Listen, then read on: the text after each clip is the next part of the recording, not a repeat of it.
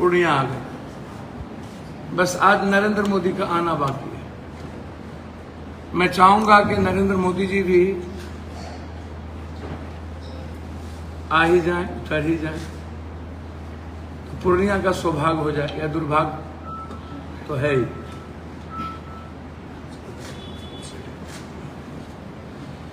ललन बाबू आए, माझी जी आए, चिराग जी आए, संजय बाबू आ गए, सम्राट जी डिप्टी सीएम आ गए, दोनों डिप्टी सीएम आ गए, सारे मंत्री जी आ गए। एक नजर कल्याण कर दिए होते बिहार डिप्टी सीएम साहब, हमारे रोड के गड्ढे को देख लेते। बायसी, डगरवा, अररिया के साइड में जितनी बाढ़ आई हुई है, पानी नदियों का ऊपर है। काली मंदिर की लगभग सीढ़ी डूब गई है, कटाव जारी है। फिर मैं कहूंगा कि रोम जल रहा था, नीरो बंसी बजा रहा था। यह बात एक बार मैंने पहले भी होटल उद्घाटन में कही थी। इतने लोग यहां आए, सर्किट हाउस में, होटल में रहे, एक बार भी इन लोगों को फुर्सत नहीं हुई कि हम नगर निगम पे जो बोझ है होल्डिंग टैक्स का, उस पर रिव्यू कर लें, या हम एक बार लाइन बाजार या डॉलर हाउस से जो सड़कें गई है जिसमें पानी गड्ढा भरा हुआ है। पूर्णिया की जनता टैक्स देती है किसी की गुलामी के लिए नहीं, और पूर्णिया की जनता गुलाम नहीं है किसी की। 3 महीना का मैं अल्टीमेटम दे रहा हूं, यदि आप टैक्स के मुताबिक हमें सुविधा नहीं दीजिएगा तो हम किसी भी लोगों का टैक्स भरने नहीं देंगे। एक भी टैक्स पे हम नहीं होने देंगे किसी कीमत। आप हमको सुविधा दीजिएगा नहीं, हमारी जनता आपको टैक्स देगी। आप आइएगा, जब चुनाव की बारी आती है तो आप जनता को बाप बना लेते हैं, और चुनाव जाते ही आप कुत्ता से बदतर करते हैं। हाँ? ये क्या है?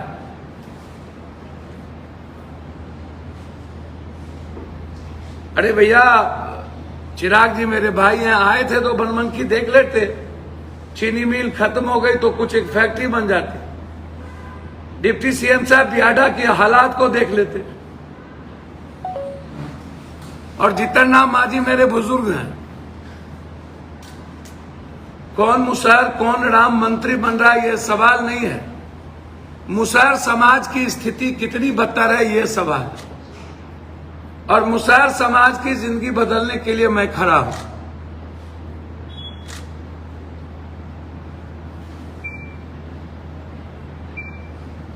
और रुपौली को नंबर 1 डिप्टी सीएम साहब कब 3 मंत्री आपने इस इलाके को दिया था। डबल इंजन की सरकार थी।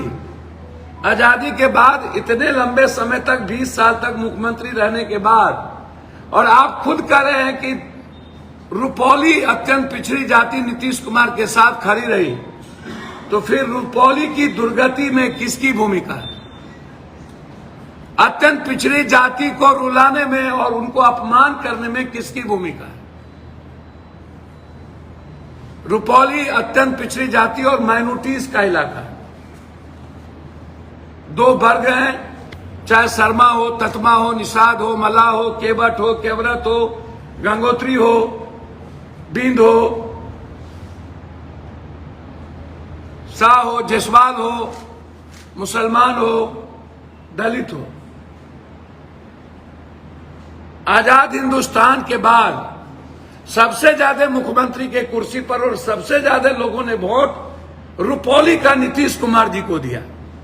फिर रुपौली की ये दुर्गति में किसकी भूमिका है? जो लोग बड़ी बड़ी बात करते हैं, लंबी लंबी बात करते हैं, हम उससे जानना चाहेंगे कि नंबर 1 8 महीने के बाद कहिएगा आचार संहिता लग गया, फिर आइएगा बोलिएगा कि नंबर 1 मैं करूंगा। तो 20 साल में आप नंबर 1 कर नहीं पाए, अब आप 6 महीने में नंबर 1 करिएगा। और पप्पू यादव का वादा है 2 साल के अंदर रुपौली की जो भी पुलें होंगी, जो प्राथमिकता होगा 1 से 3 के भीतर, वह 2 साल के अंदर कंप्लीट होगा। रुपौली होके एनएच, नौगछिया से मोहनपुर होके एनएच सीधा फारबिसगंज, दूसरी एनएच सीधा बनमनखी बड़ारा होते हुए जानकी नगर होते हुए सीधा नरपतगंज। ये 2 साल के अंदर पप्पू यादव शिलान्यास कराएगा और काम शुरू करेगा। रोल मॉडल बनेगा पूर्णिया बिहार और देश के लिए। और जो लोग एयरपोर्ट की बात करते हैं, हमारे एक मित्र, बहुत अच्छे मित्र जिसको मैं बहुत प्यार करता हूं, सम्मान देता हूं, जगन्नाथ मिश्रा जी मेरे पिता की तरह थे। नीतीश बाबू आए थे, बेचारा को बहुत पहले मंत्रिमंडल मिलना चाहिए, बहुत देर से मिला। और हमारे नीरज जी अच्छे मित्र हैं। नीरज जी के जानकारी के अभाव में नहीं जानते होंगे उनकी क्या स्थिति है। जानकारी के अभाव में नीरज जी को मैं एक सुझाव देना चाहूंगा। ये शरद यादव की चिट्ठी कब लिखा है? ये चिट्ठी सदन में जब मेरा क्वेश्चन हुआ था और मैंने जब लड़ाई लड़ी थी, ये चिट्ठी है 20 नवंबर 2000, 14 साल पहले, एयरपोर्ट 24 साल। ये जन्म नहीं हुआ था राजनीति में कुछ लोगों का, हाफ पैंट पहनते थे, ढोरी का वो नेटा नहीं सूखा था, और घौर नहीं, ढोरी का घौर नहीं छूटा था, और नाक का नेटा नहीं सूखा था। एक ये, दूसरी चीज ये है, फिर मिस्टर यादव जी ने हमको चिट्ठी लिखी 18 तारीख को, ये है। दूसरा, शाहनवाज हुसैन ने मुझको चिट्ठी लिखा 31 अक्टूबर 2001 को, जिसकी प्लेन शुरू कर रहा हूं और प्लेन शुरू भी हुई थी। ये है शाहनवाज हुसैन, 2001 को। जरा आप याद कीजिए कि कितने लोगों का जन्म हुआ था 2001 में, किस किस का ढोरी का घाव छूटा था, इसको जरा देख लीजिए। 24 साल पहले नीतीश कुमार की सरकार नहीं बनी थी। फिर हमको शाहनवाज हुसैन ने लिखा 17/2002 को, मिस्टर यादव, ये आप authority west side of the airport NOC, defence is the issue, staff is the, ये देखिए, ये देखिए, ये लिखा गया। फिर मुझे राजीव प्रताप रूढ़ी ने चिट्ठी लिखा 4 अगस्त 2003, ये देखिए, 4 अगस्त 2003, ये राजीव प्रताप रूढ़ी ने हमको चिट्ठी लिखा, ये देखिए। फिर हमको शरद यादव जी ने एक चिट्ठी 22 जनवरी 2001 को लिखा। इतना पत्राचार अभी सीएम इब्राहिम के समय का भी पत्राचार, जब देवेगौड़ा जी प्राइम मिनिस्टर बने थे तो उसका भी, ये सारा मैं आप लोग को दे रहा हूं। अज्ञानता बस, चूंकि उस वक्त नाक का नेटा कुछ लोग का मां पोछ रहे होंगे। ये है पप्पू यादव का प्रूफ।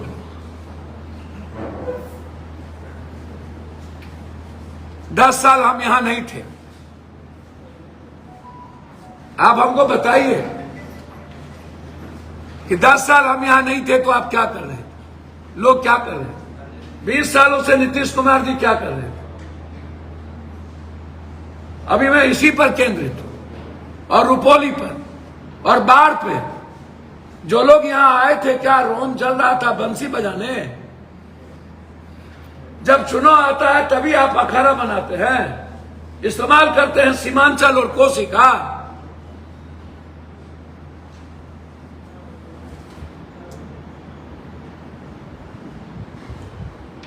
और जो लोग यहां आए पूर्णिया के लिए कुछ बोल के भी एक लाइन नहीं गए। दूसरी चीज, कुछ लोग कहते हैं कि डॉक्टर, गलत डॉक्टर को डरना ही होगा। बहुत क्लियर होगा, साफ हो।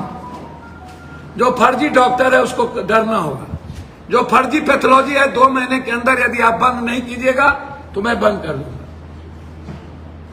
जिस पैथोलॉजी का 4 तारीख के पहले सिविल सर्जन जी ने अपने ऑफिस से सर्टिफिकेट दे दिया, मुझे उस पर आपत्ति नहीं होगी।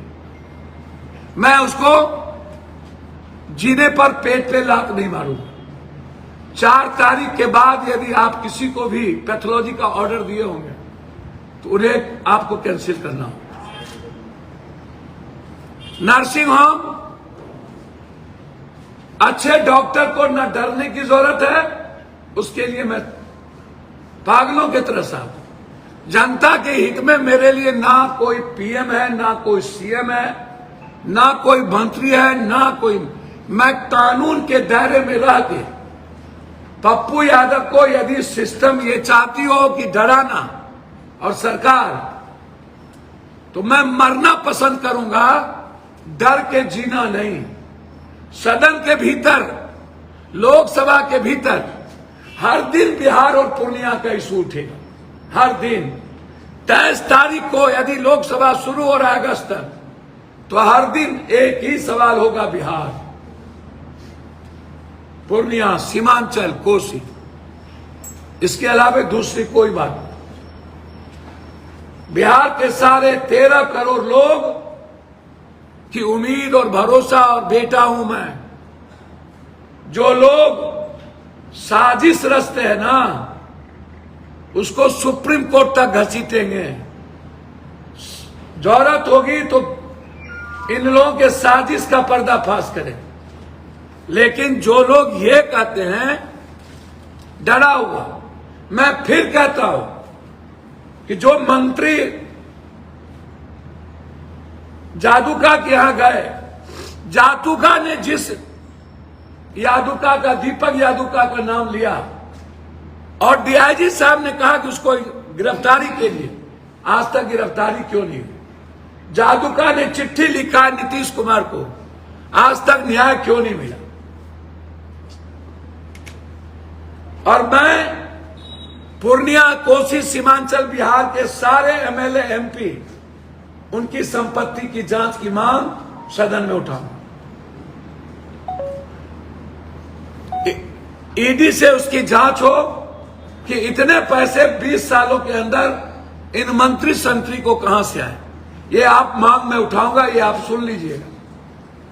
मैं एमएलए, एमपी के संपत्ति की जांच के लिए सुप्रीम कोर्ट में मैं पीआई दायर करूंगा। इतनी संपत्ति इन लोगों के पास कहां से है, इनकी पूरी जांच होनी चाहिए। जनता का पैसा है। धन्यवाद। अंतिम में मैं कई बार कह चुका हूं कि रुपौली, जो लोग राहुल गांधी, प्रियंका गांधी और कांग्रेस की विचारधारा को मानते हैं, हर परिस्थिति में चाहे कोई भी हो, यदि हमारे साथ जो लोग थे और आज कभी निर्दलीय तो कभी एनडीए, वो लोग मेरे साथ विचारधारा से नहीं हैं, न आगे अब कभी रहेंगे। जो लोग इस चुनाव में एनडीए के साथ हैं या निर्दलीय के साथ होंगे, वो पप्पू यादव के साथ नहीं हो सकते, क्योंकि हमारी आइडेंटिटी और विचारधारा कांग्रेस की है। हमारे लोग कांग्रेस की विचारधारा के साथ रुपौली में खड़े हैं और मैं उम्मीद करता हूं कि रुपौली की जनता माफ करके, क्षमा मांगता हूं मैं, हाथ जोड़ के, यदि कोई गलती भी हो महागठबंधन के कैंडिडेट से तो उसकी क्षमा करिएगा, माफ कर दीजिएगा। मैं सूद और ब्याज के साथ, वो कुछ करे न करे, जैसे ही चुनाव खत्म होगा, रुपौली के विकास की शुरुआत पप्पू यादव के हाथ से शुरू हो, ये मेरा वादा है। मैं पुनः एक बार रुपौली की जनता से हाथ जोड़ के क्षमा मांगता हूं। यदि कभी भूल में गलतियां हुई होगी, उसको क्षमा करिएगा। और आप एक बार मेरे लिए अपनी बेटी के साथ खड़े रहिएगा। बहुत बहुत धन्यवाद, नमस्ते। चलिए बहुत बहुत